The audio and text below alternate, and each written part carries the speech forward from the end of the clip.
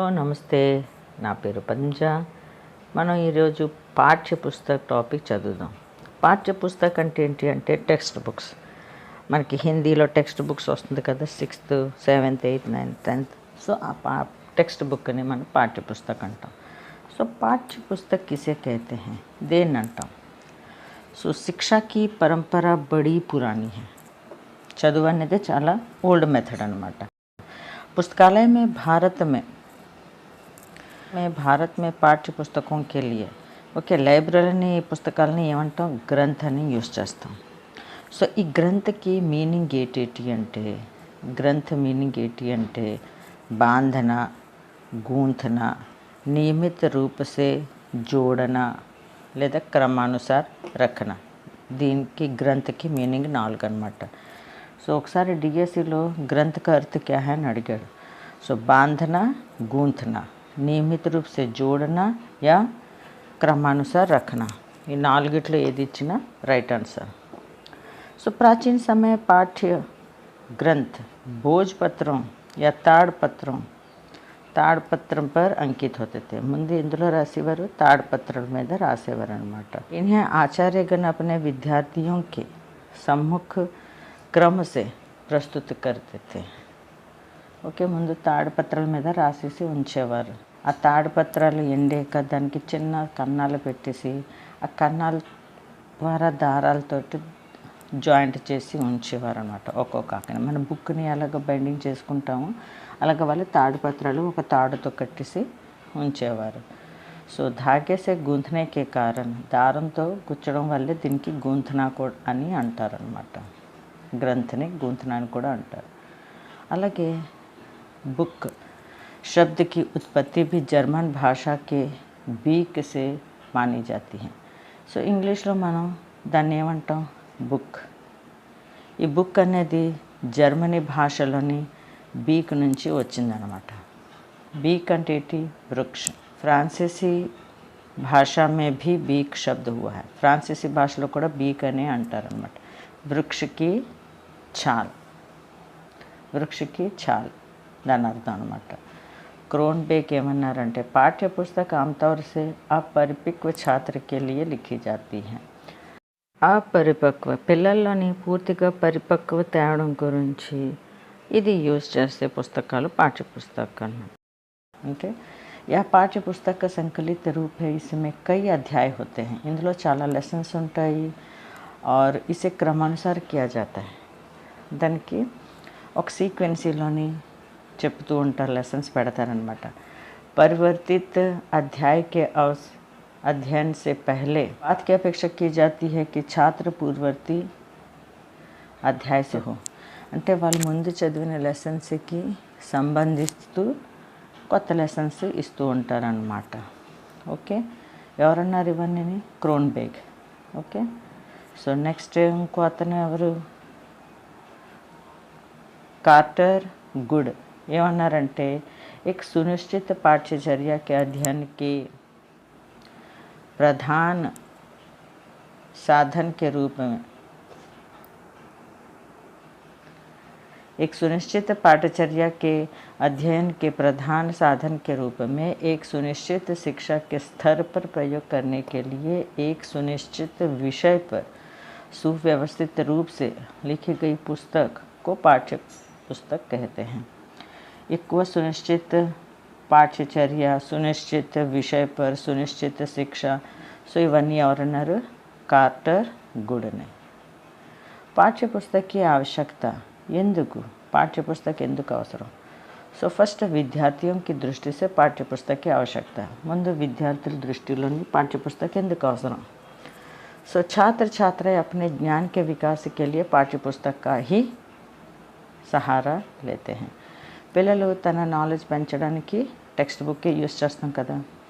इससे पाठ के पढ़ने में सहायता मिलती है. ఏ లెసన్ వస్తుంది, ఏ ఎగ్జామ్స్లో ఏ లెసన్ చదవాలి, ఏ లెసన్స్ ఇవ్వకుండా బయట బుక్ నుంచి ఇవ్వలేరు కదా.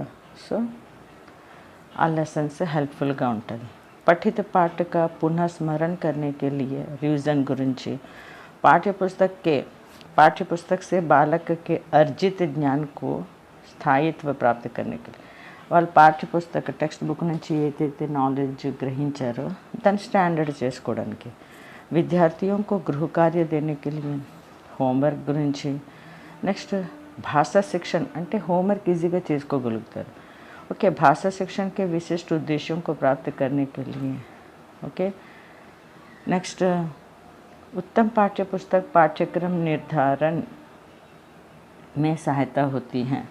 ओके, इसके द्वारा छात्र पढ़ने के लिए प्रेरित होते हैं। नेक्स्ट, भाषा पर अधिकार प्राप्त करने के लिए पाठ्य पुस्तक सहायता लेते हैं। हालांकि पाठ्य पुस्तक की पूरी कक्षा को एक साथ पढ़ाने में सहायता सिद्ध हुई है।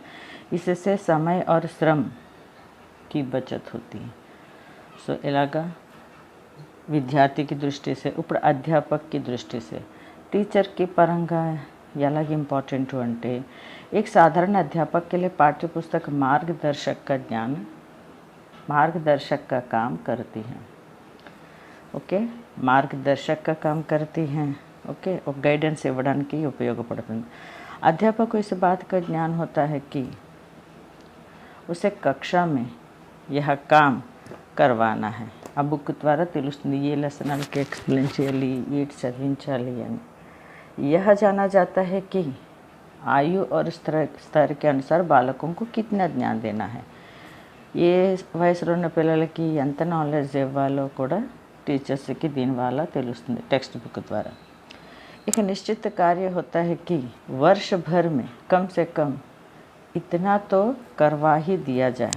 1 ఇయర్లోని ఎన్ని లెసన్స్ వాళ్ళకి ఎక్స్ప్లెయిన్ చేయాలి, ఏ లెసన్స్ చెప్పాలి అని ఒక ఐడియా టీచర్స్కి వస్తుందన్నమాట. नेक्स्ट, बिना पाठ्य पुस्तक के कोई अध्यापक कुछ पढ़ाएगा, कोई कुछ. టెక్స్ట్ బుక్ లేకపోయింది అనుకోండి, ఈ స్కూల్ టీచర్స్ ఒక టాపిక్ చెప్తారు, వేరే స్కూల్ టీచర్స్ వేరే టాపిక్ చెప్తారు.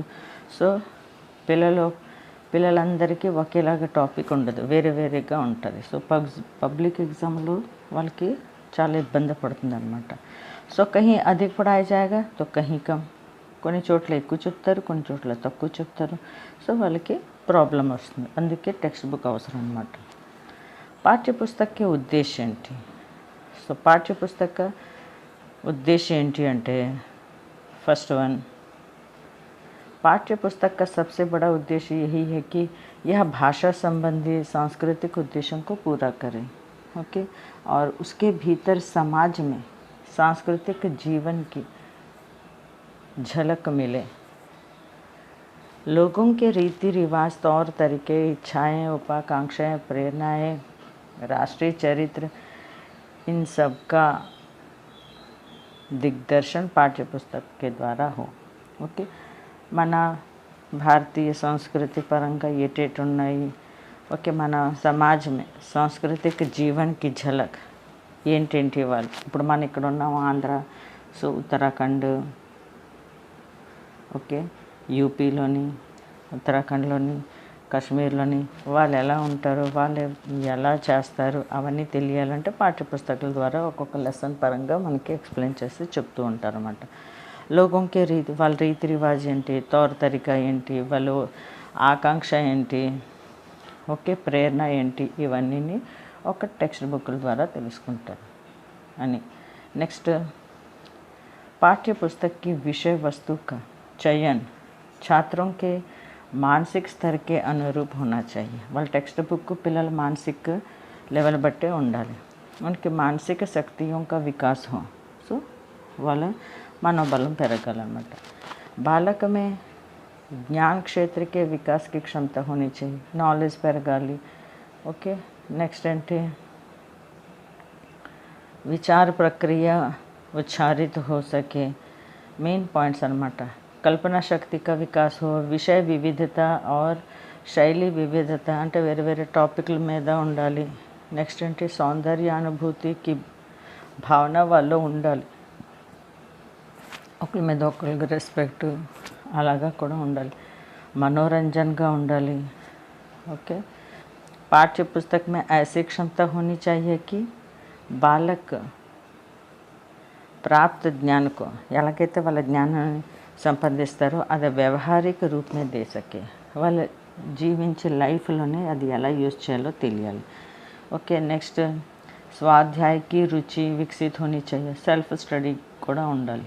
అలాగే శుభ్ और అశుభ్ అచ్చే బురే మే భేద్ కర్ సకే, మంచి చెడు మీద వాళ్ళు డిఫరెన్స్ ఏంటి, మంచి ఏంటి చెడు ఏంటి అని తెలుసుకోగలగాలి. ఇప్పుడు మెయిన్ पाठ्यपुस्तक के प्रकार. पाठ्यपुस्तक के प्रकार 2 टाइप्स, विस्तृत अध्ययन के लिए और सहायक पुस्तकों के लिए. सो विस्तृत अध्ययन के लिए, विस्तृत अध्ययन అంటే ఏంటి? सो हमारा प्रयोजन होता है कि बालकों का शब्द भंडार तथा सूक्ति भंडार बढ़े. शब्द भंडार तथा सूक्ति भंडार बढ़े. और दूसरे शब्द में हम ऐसा कह सकते हैं कि जिन शब्दों, सूक्तियों या लोकोक्तियों का समावेश पाठ्य पुस्तक में हुआ है, సూక్తులు లోకోక్తులు ఏదైతే బుక్లో అయిందో బాలక్ ఇస్కా ఠీక్ ఠీక్ ప్రయోగ్ కర్ సకే, దానికి కరెక్ట్గా యూజ్ చేయాలి పిల్లలు. సహాయక పుస్తకే ఏంటి? सो यहाँ हमारा प्रयोजन शब्दार्थ समझना अथवा व्यवस्था, शब्दार्थ समझना अथवा व्याख्या करना नहीं, अपितु तीव्र गति से वाचन का अध्ययन कराना है. ఇక్కడ ధృతవాచన అనమాట. సహాయక పుస్తకం అంటే ధృతవాచన అంటే ఓన్లీ రీడింగ్. ఓకే, మీనింగ్ అర్థం అవడమే కాకుండా దాంతోపాటు చాలా స్పీడ్గా చదివే టాలెంట్ కూడా ఉండాలి. విద్యార్థి జల్దీ సే జల్దీ పుస్తకే పడకర్ భావార్థ సమझले, వేరంగా చదివేసి వాళ్ళు మీనింగ్ అర్థం చేసుకోవాలి. और कहीं कहीं आवश्यकता पड़ने पर अध्यापक की सहायता ले सकता है और शब्दकोश देखता. అక్కడక్కడ పిల్లలు టీచర్స్ హెల్ప్ తీసుకోవచ్చు లేదా డిక్షనరీ యూజ్ చేయొచ్చు. ఓకే, నెక్స్ట్ ఏంటి? పాఠ్యపుస్తక के अपेक्षित गुण. पाठ्यपुस्तक के गुण ఏంటి? బాహ్య గుణ और आंतरिक गुण. సో ఫస్ట్ మనం చూద్దాం पाठ्यपुस्तक के बाह्य गुण. बाह्य गुणలని फर्स्ट पुस्तक का नाम, बुक नेम ఎలా ఉండాలి? इतना आकर्षक हो कि బాలక్ उसको पढ़ने के लिए प्रेरित. పుస్తకం పేరు ఎలా ఉండాలంటే చాలా అట్రాక్టివ్గా ఉండాలి, పిల్లలు చూసేగానే చదవాలని వాళ్ళకి ఇంట్రెస్ట్ పుట్టాలి. అలాగే ఉపయోగి చిత్ర, అందులో ఆ బుక్లోని వాళ్ళకి యూజ్గా అయ్యే పిక్చర్స్ ఉండాలి. అప్పుడే కదా పిక్చర్స్ చూసి వాళ్ళకి చదవాలని ఇంట్రెస్ట్ పుడుతుంది. నెక్స్ట్ ముద్రణ అంటే प्रिंटिंग. प्रिंटिंग अक्षरों का आकार सुस्पष्ट और बड़ा होना चाहिए. ओके, लेटर्स చాలా స్పష్టంగా ఉండాలి और बड़ा होना चाहिए. लेटर्स కొంచెం పెద్ద సైజులో ఉండాలి. छोटे बालकों के लिए काली या गहरी नीली स्याही अधिक उपयुक्त रहेगा. చిన్నపిల్లల బుక్లని ఎక్కువ బ్లాక్ లేదా డార్క్ బ్లూ కలరే యూజ్ చేయాలి. ఒకసారి క్వశ్చన్ అడిగాడు డిఎస్సిలోని, बच्चों के किताब में मुद्रण कैसी होनी चाहिए. సో కాళీ స్యాహి, నీలి, హరి, పీలి అని అడిగారు. సో కాళీ స్యాహి या गहरी नीली కలర్లో ఉండాలి. आवरण అంటే బుక్ కవర్. पाठ्य पुस्तकों का आवरण सुंदर होना चाहिए, बाउंडल. छोटी कक्षाओं के लिए बालक रंग बिरंग आवरण पसंद करते हैं.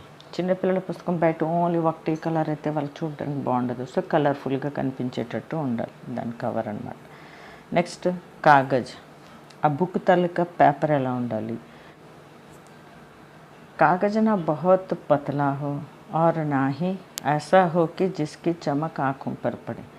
చాలా పల్చగా ఉండకూడదు. బుక్ తాలూకా పేపర్లు పల్చగా ఉండకూడదు, షైనింగ్గా ఉండకూడదు, దాని రిఫ్లెక్షన్ కంటి మీద పడేటట్టు కూడా ఉండకూడదు. मुद्रित अक्षर सुंदर तथा सूटेबल होना चाहिए. ओके, सो नेक्स्ट जिल्द या मूल्य. जिल्द या मूल्य దాని ఫ్రంట్ కవర్ అన్నమాట. సో ఎలాగ ఉండాలి? మజబూత్ హోనీ चाहिए. అట్ట అన్నమాట. బుక్ తాలూకా అట్ట ఎలాగ ఉండాలి? చాలా మజబూత్గా ఉండాలి, స్టిఫ్గా ఉండాలి. మూల్య ఉచిత్. ఓకే, దానికి తగ్గట్టు డబ్బులు కూడా ఉండాలి. తగ్గట్టు అంటే మధ్యం వర్గకిలో ఖరీదు సకే. Middle class family, poor families కూడా కొనుక్కునేటట్టు రేట్లు ఉండాలి. ఇప్పుడు పాఠ్య పుస్తకే ఆంతరిక. సో ఇప్పుడు టెక్స్ట్ బుక్ తాలూకా లోపల ఎలాగ ఉండాలి. సో ఫస్ట్ వన్ ఏంటి, बालक की दृष्टि से बुक ఎలాగ ఉండాలి పిల్లల దృష్టిపరంగా. उपयुक्तता, बालकों के विकास की जो भिन्न भिन्न अवस्थाएं हैं पाठ्य पुस्तक उसका अनुरूप हो. పిల్లలు వయసులు బట్టి అది కూడా ఉండాలి ఉపయుక్తత. ప్రాథమిక కక్షాओं के बालकों को अद्भुत कथाएं, ఓకే ప్రైమరీ పిల్లల గురించి కథాయే పుస్తకాలు ఉండాలి, కథల పుస్తకాలు ఉండాలి. ఓకే సో మాధ్యమిక అవస్థాయే, మాధ్యమిక సో మధ్య తరగతి ఉన్న వయసుల వాళ్ళకి ఏంటి జీవనీయ బయోగ్రఫీ వాళ్ళకి ఎక్కువ నచ్చుతుంది. నెక్స్ట్ జానవరంకి కహానియా, ఓకే एनिमल्स గురించి కూడా చాలా ఇంట్రెస్ట్ చూపిస్తారు. अतः पाठ्य पुस्तकों में भी इन्हीं विषयों का समावेश होना चाहिए. సో టెక్స్ట్ బుక్లో కూడా దీన్ని ఈ టాపిక్ మీద ఉండాలి. नेक्स्ट है क्रम का होना. क्रम और सीक्वेंस है. पाठ्य पुस्तकों का पाठ्य विषय किसी क्रम के अनुसार होना चाहिए. जैसे बालकों को क्रमशः बढ़ती हुई आयु के अनुसार क्रम है. भाषा शैली तथा शब्दों का चयन के संबंध में भी क्रम होना चाहिए.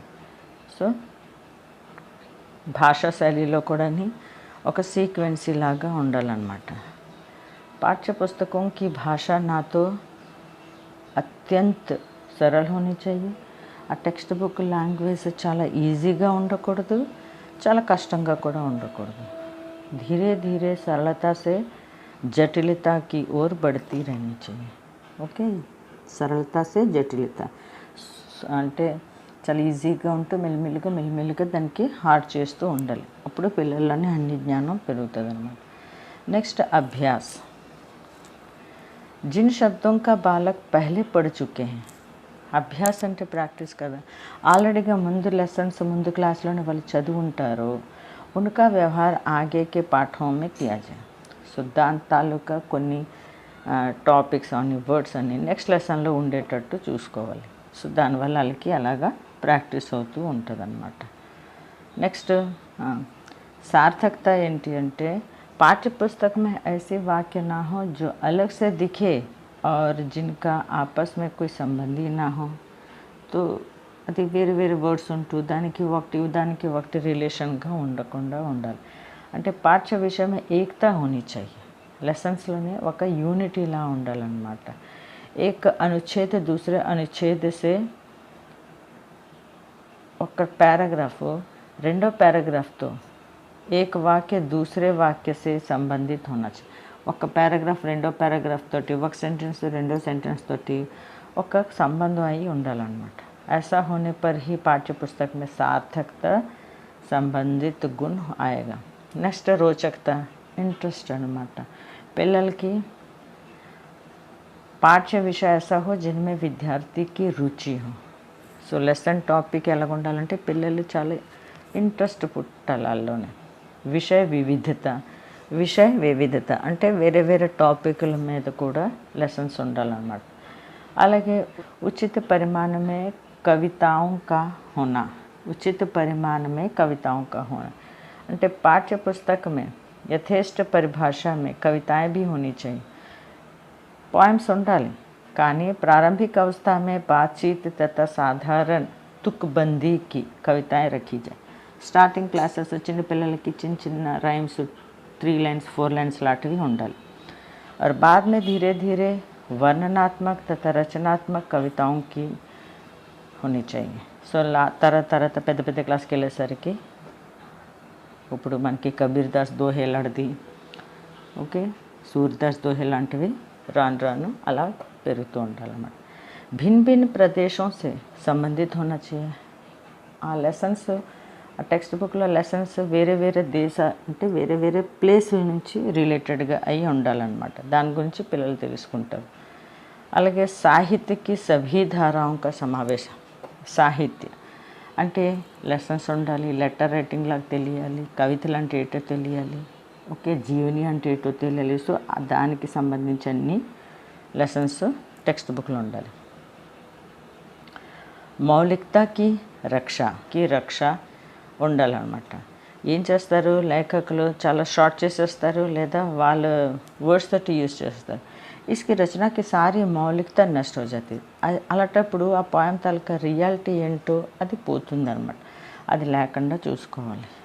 రచనాओं का आकार కొన్ని లెసన్ అని చాలా పెద్దది ఉండకూడదు. ఓకే, ఉన్నది కదా టాపిక్ చాలా పెద్దది ఉండకూడదు. 35-40 మినిట్స్ की अवधि में ही पूरी होनी चाहिए. అది 35 లేదా 40 మినిట్స్లో కంప్లీట్ అయ్యేటట్టే ఉండాలి. అంతేకాని 2 రోజులు 3 రోజులు చెప్పేటట్టు లాంటి లెసన్స్ ఉండకూడదు అని.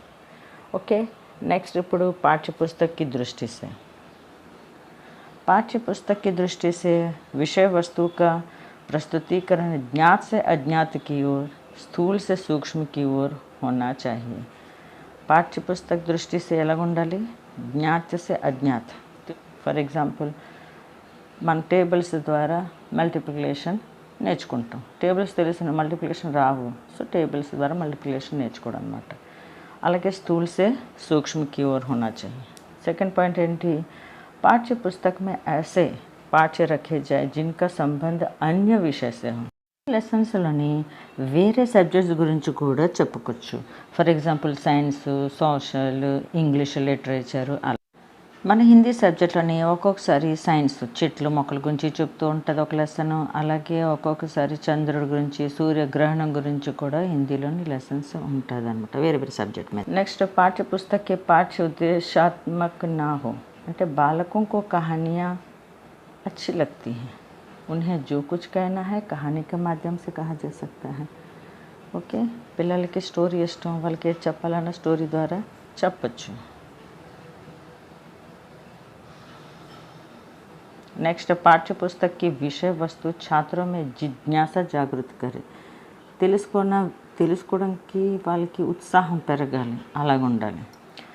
ఇప్పుడు ఏదైనా ఇప్పుడు వాళ్ళకి క్రికెట్ అంటే ఇష్టం, అందులో ఎవరైనా ఒక ప్లేయర్ గురించి చెప్తే వాళ్ళకి వినాలని ఇంకా ఇంట్రెస్ట్ పడుతుంది, వాళ్ళ గురించి ఇంకా అడుగుతూనే ఉంటారు.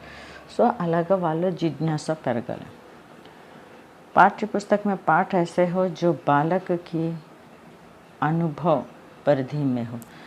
వాళ్ళ పరిధిలోని వాళ్ళు ఏటైతే జీవితంలో చూస్తున్నారో అనిపిస్తున్నారో దానికి రిలేటెడ్గా లెసన్స్ ఉండాలి అని. ఓకే, నెక్స్ట్ ఇప్పుడు भाषा की दृष्टि से छोटे बालकों की पुस्तकों में सरल शब्दों का प्रयोग किया जाए. చిన్నపిల్లల పుస్తకాలు చాలా ఈజీ లాంగ్వేజ్లో ఉండాలి. అలాగే संधियुक्त समासयुक्त पाठ तथा लंबे वाक्य रखे जाए. ఏ క్లాస్కి? కొంచెం పెద్ద క్లాస్ వాళ్ళకి సంధిలు సమాసాలు ఇవన్నీ కూడి ఉన్న లెసన్స్ ఉండాలి పెద్ద క్లాస్ వాళ్ళకి. छोटे कक्षाओं के पाठ्य पुस्तकों में तद्भव शब्दों का प्रयोग किया जाए. तद्भव ఓకే, ఈజీ భాష కదా. ఇప్పుడు అగ్ని అనలేం కదా, ఆగ్ అంటాం, ఆగ్ అనేది తద్భవ. సో అలాంటి వాక్యాలు యూజ్ చేయాలి. ओके, పెద్ద క్లాసులకైతే अर्ध तत्सम. माध्यमिक कक्षाओं की पुस्तकों में किस प्रकार के शब्द? अर्ध तत्सम शब्द रखे जाए और उच्च माध्यमिक कक्षाओं के लिए तत्सम शब्द रखे जा सकते हैं. ఈ టాపిక్ మీద డిఎస్సీలో ఇంకో క్వశ్చన్ అడిగాడు, చూసుకోండి. छोटे बच्चों के लिए तद्भव शब्द, माध्यमिक कक्षाओं के लिए अर्ध तत्सम और उच्च माध्यमिक कक्षाओं के लिए तत्सम शब्द. ఓకే, ఈరోజుకి ఇంతవరకు చాలు. నెక్స్ట్ వీడియోలో మళ్ళీ మనం కలుద్దాం. అంతవరకు ఇదే టాపిక్ ఇంకో కొంచెం ఉండిపోయింది, నెక్స్ట్ వీడియోలో మళ్ళీ చెప్తాను. అంతవరకు సెలవు, బాయ్.